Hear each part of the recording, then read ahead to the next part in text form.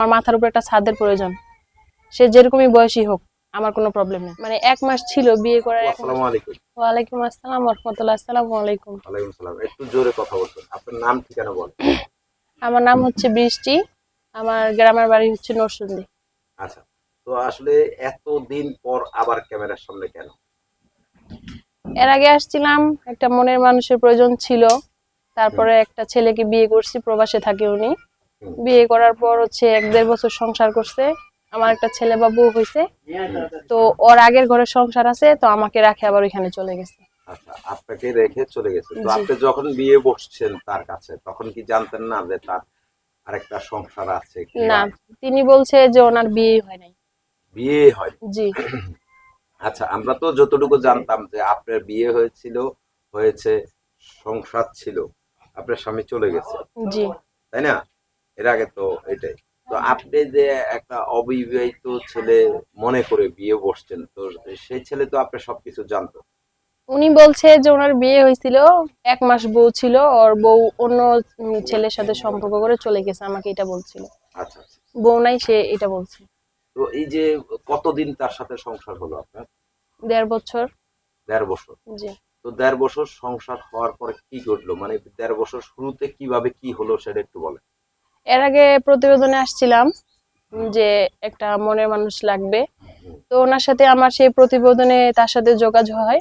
যোগাযোগ করার পরে সে বিয়ে করতে চাইছে, দায়িত্ব নিতে চাইছে, বিয়ে করতে চাইছে, দায়িত্ব নিছে, বিয়ে করছে। উনি বলছে যে ওনার বিয়ে হয়েছিল, 1 মাস সম্পর্ক হয়েছে। মানে 1 মাস ছিল, বিয়ে করার 1 মাস ছিল ওর বউ।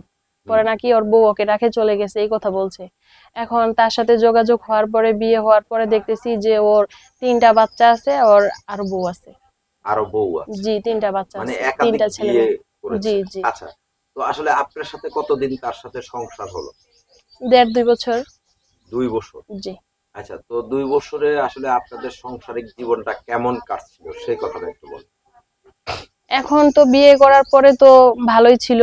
পরে থেকে ও বারবার ওর ফোনে ফোন আসে, কে ফোন দেয়? বলে যে প্রবাসে থাকে, ওইখান থেকে ওর বন্ধুরা ফোন দেয়, অনেকেই ফোন দেয়। এগুলা কথা বলার পরে একদিন দেখতেছি ওর বউ ফোন দিছে। হুম।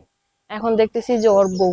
এখন ওর বউ পরে আইসা নিয়ে গেছে ওদেরকে। আচ্ছা, মানে তার ১ম স্ত্রী না ২য় স্ত্রী না ৩য় স্ত্রী?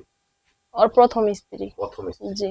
আচ্ছা, তো এই যে আপনিও তো তার আ স্ত্রী। তো আপনারও তো একটা অধিকার আছে। তো আপনি সেই ক্ষেত্রে কোনো আইনগত ব্যবস্থা নেননি? আইনগতভাবে ব্যবস্থা নিছিলাম। ও ডিভোর্স পেপার পাঠাই দিছে। আর ওর আগের বউ ওকে আসে নিয়ে চলে গেছে। আচ্ছা, আপনার কাবিন কত ছিল? কাবিন করে নাই। 3 লাখ টাকা ছিল।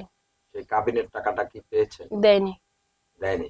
তো যেমন আমাদের বাংলাদেশের আইনে তো আছে ডিভোর্স দিলে স্ত্রীকে তার যে কাবিনের টাকাটা সেটা ফেরতযোগ্য। বলতেছে যে আমি দিব না, আপনি কি করবেন করিয়েন। আচ্ছা, তো যে আপনার কি মানে যেটা বললেন তার কি মানে তার কোনো সন্তান আছে কিনা আপনার কাছে? 3টা ছেলে মেয়ে। 2টা আপনার ছেলে। কাছে? আমার কাছে একটা ছেলে, 8 মাস বয়স আমার ছেলের। আপনার কাছে একটা আছে, তাই না? জি, জি। আচ্ছা, তো সেই সন্তানটার বয়স কত? 8 মাস। ৮ মাস। আচ্ছা, তো এই যে ৮ মাসের বাবুকে নিয়ে এখন কোথায় কিভাবে কি চলছে আপনার সেই কথাটাই বলেন। এখন বর্তমানে বাসা বাড়িতে কাজ করি, বাচ্চাটাকে নিয়ে। অনেক কষ্টের ভিতরে আছি। আচ্ছা, যেই প্রবাসীর কাছে বিয়ে বসছিলেন তার দেশের বাড়ি কোথায় ছিল? ওর বাড়িও রংপুরের এদিকে ছিল। রংপুরে ছিল। জি। আচ্ছা, তো এখন এই যে মানে আপনার যে বাবুটা আছে তাকে নিয়ে কিভাবে জীবন চলছে, কি করছেন আপনি? তাকে নিয়ে অনেক কষ্ট করে জীবনযাপন চলতেছে। এখন চাচ্ছি আমার এই বাচ্চাটার দায়িত্ব নিয়ে যদি কেউ আমার পাশে থাকে। আচ্ছা, আবার কি নতুন করে বিয়ে জি, বসতে জি। চাচ্ছেন? ও তো আমাকে ডিভোর্স দিয়ে দিছে, আমি ওকে দিয়ে দিছি। আচ্ছা, এখন কারণ আমি তো একটা মেয়ে মানুষ হয়ে একটা মেয়ে মানুষের সংসার এখন নষ্ট করতে পারতেছি না।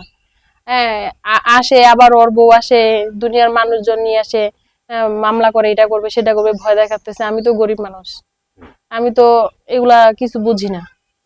আচ্ছা, এখন কি নতুন করে আবার বিয়ে বসতে চাচ্ছেন সেটা জি, বলছেন? জি। আচ্ছা, তো এই যে ১ম বিয়েতেও সংসার টিকলো না, ২য় বিয়েতেও সংসার টিকলো না, ৩য় বিয়েতে কি সংসার টিকবে মনে হয়? যদি সেরকম ভাবে কেউ দায়িত্ব নেয়, সবকিছু সত্যি কথা বলে, যদি কেউ বাচ্চাটা সহ আমার দায়িত্ব নেয়, তাহলে আমি বিয়ে করবো। আচ্ছা, সবকিছু সত্যি কথা বলতে কি বোঝাচ্ছেন? ওই যে বলতেছে যে বউ বাচ্চা নাই, পরে বিয়ে শাদী করতেছে, সম্পর্ক করতেছে, পরে দেখি বউ বাচ্চা আছে। আচ্ছা, মানে এই ধরনের কোনো মিথ্যা আশ্রয় যেন না নেয়, এটাই তো? জি। আচ্ছা, তো আসলে আপনার তো এখন একটা সন্তানের মা, জি। তো আপনি মানে কেমন বয়সের লোক হলে বিয়ে বসতে চান, কোন দেশের ছেলে হলে বিয়ে বসতে চান? যে কোনো দেশেরই হোক, যেরকম বয়সী হোক, যেন মনে করেন যে মিথ্যা কথা না বলে, বউ মনে করেন যে মরে গেছে, বা অনেকেই সংসারে আছে যে বউ অন্য ছেলেদের সাথে চলে যায়, বুঝছেন? তারপর তো একটা বয়সের তো একটা বিষয় আছে, দেখা গেল যে আপনি 50 হলেও হবে, সমস্যা নাই। তো একটা 50 বছরের লোকের কাছে আপনি কি পাবেন এই বয়সে বিয়ে কেউ বসতে? যে ওর বয়স বেশি দেখে যে ওই আগে মারা যাবে, আর আমার বয়স কম দেখে যে আমি দেরিতে মারা যাবো, এটা তো কোনো কথা না। কোনটা কথা তাহলে?